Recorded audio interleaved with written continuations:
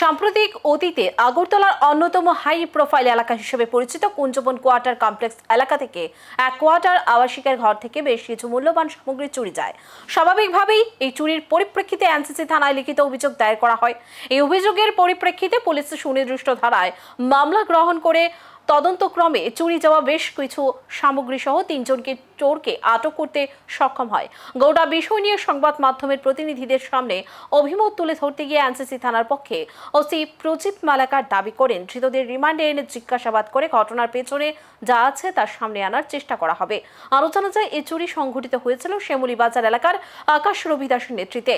এই আকাশ পুলিশের খাতায় মোটামুটি চোর হিসেবে স্বীকৃত, এমনটাই দাবি পুলিশের। ক্রমবর্ধমান চুরির ঘটনার পরিপ্রেক্ষিতে নিশ্চিতভাবে পুলিশের এই সফলতা কৃতিত্বের দাবি রাখে। 5/2025 আমাদের কাছে একটা কমপ্লেন আসে যে আমাদের কুঞ্জবন টাউনশিপ টাইপ 5 কোয়ার্টারে একটা চুরি সংঘটিত হয়। যে কোয়ার্টারের ওনার উনি দিল্লিতে ছিলেন, কোয়ার্টারটা লক অবস্থায় ছিল। সেই অনুযায়ী আমরা এই কমপ্লেনের ভিত্তিতে আমরা ইনকোয়ারি শুরু করি, কেস রেজিস্টার করি এবং ইনভেস্টিগেশনের সময় আমরা 3টি চোরকে অ্যারেস্ট করতে সক্ষম হই এবং তাদের কাছ থেকে চুরি যাওয়া আইফোন, আইপ্যাড, রিস্ট ওয়াচ এবং ট্রান্সমিট আর্টিকেলসগুলো রিকভার করি। তাদেরকে আমরা আজকে রিমান্ড চেয়ে কোর্টে ফরওয়ার্ড। তাদের নামগুলি কি? তাদের নাম মেইন যে সে হচ্ছে আকাশ রবি দাস, বাড়ি শ্যামলী বাজার।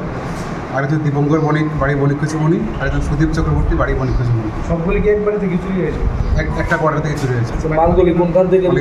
আমাদের অভিষেক চন্দ্র আইএস কোয়ার্টারে চুরি হয়েছে। কবে নাগাদ চুরি হয়েছে? 9 তারিখ রাত্রে চুরি হয়েছে। কবে পাওয়া গেছে?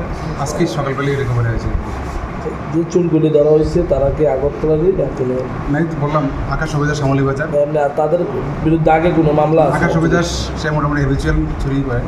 সে কিছুদিন আগে বেল পেয়েছে কোর্ট থেকে, সে আবার চুরি করে। আরও কি কেসের সাথে জড়িত করে নাম পাওয়া গেছে? আমরা একটা ইনভেস্টিগেশন করে দেখছি বাড়িটা।